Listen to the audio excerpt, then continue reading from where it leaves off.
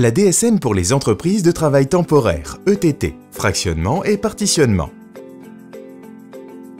DSN et SIRET, l'identifiant permettant l'émission de DSN et sur lequel sont basés les contrôles opérés au dépôt de la DSN, et le SIRET. Pour les ETT, l'INSEE a recours à un pseudo-SIRET pour la population intérimaire, pour notamment gérer le dispositif spécifique de garantie dont elles font l'objet. La gestion des comptes cotisants URSSAF des ETT. Lorsqu'un établissement n'est employeur qu'au titre de salarié intérimaire, l'ETT doit tout de même fournir une DSN néant chaque mois. Au point de dépôt DSN, chaque SIRET est contrôlé comme n'ayant qu'un dépôt unique sur une période donnée, où il doit être reconnu comme multi-P. En cas de date de versement différente, le compte cotisant permanent, porteur du SIRET INSEE, doit être considéré comme multi-P. L'utilisation de la fraction et de la partition en DSN lors de multi-échéances. Le partitionnement implique la production de DSN et paiements différenciés de cotisations aux URSSAF selon les catégories de personnel concernées.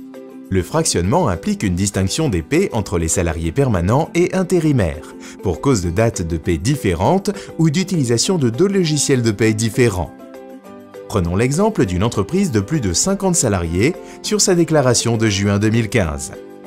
Une fraction sur le personnel permanent dont les salaires sont versés le 28 juin, attendue pour le 5 juillet, avec un mois principal déclaré au 1er juin 2015 et une période de rattachement du 1er au 30 juin 2015. La rubrique S21.G00.22.002 ne doit pas être renseignée, le SIRET étant déjà présent via les rubriques S21.G00.06.001 et S21.G00.11.001 de la DSN. La fraction 2 sur 2 concernant le personnel intérimaire, dont les salariés sont versés le 11 juillet, est attendue le 15 juillet, avec une tolérance au 20 juillet en 2015 pour le démarrage de la DSN. Le mois principal déclaré est le 1er juin 2015 et la période de rattachement va du 1er au 31 juillet 2015.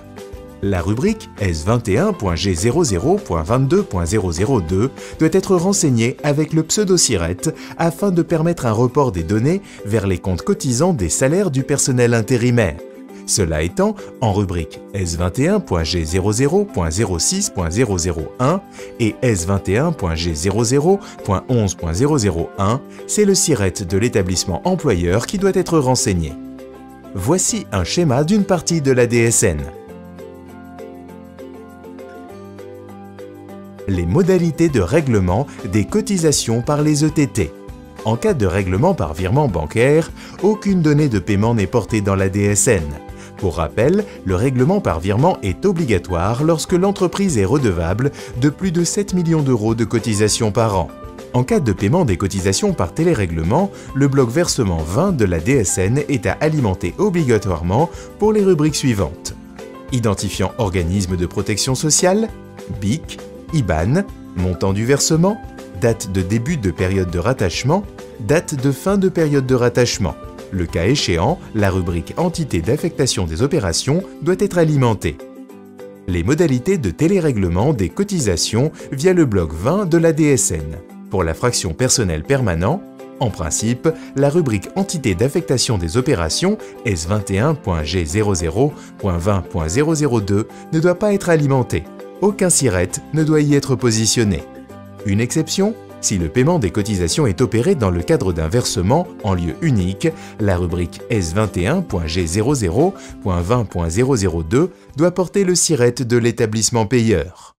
Pour la fraction personnel intérimaire, en principe, la rubrique Entité d'affectation des opérations S21.G00.20.002 doit être alimentée du pseudo-SIRET de l'établissement employeur. Une exception, si le paiement des cotisations est opéré dans le cadre d'un versement en lieu unique, la rubrique S21.G00.20.002 doit porter le pseudo-SIRET de l'établissement payeur.